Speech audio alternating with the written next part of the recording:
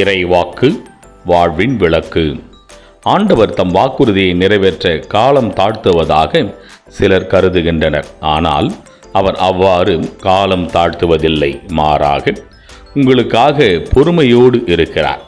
யாரும் அழிந்து போகாமல் எல்லோரும் மனம் மாற வேண்டும் என விரும்புகின்றார். 2 பேதுரு 3ஆம் அத்தியாயம் 9ஆம் திருவார்த்தை. சுருக்க விளக்கம். நீதி தீர்ப்பிடும் இறை வருகை வெகு சீக்கிரம் நிகழும் காலத்திற்குள்ளாக நாம் உள்ளோம். இன்னும் அநேகம் பேர் ஆண்டவரின் நற்செய்தியை அறிவதற்கான வாய்ப்புகளை பெறவும், அவர் பணி நிறைவேற்றாதவர்கள் மனமாறி அவர் பணி நிறைவேற்றவும், அநீதியால் அழிந்து போகின்றவர்கள் மனமாறி நீதியின் செயல்பாட்டை செய்ய கற்றுக்கொள்ள முயலவும் ஆண்டவர் தம் வருகையை காலம் தாழ்த்தி வாய்ப்பு தருகிறார் என புரிந்து கொள்ளலாம். வாய்ப்பை சரியாய் பயன்படுத்திக் கொள்ள முயல்வோம். ஆமேன்.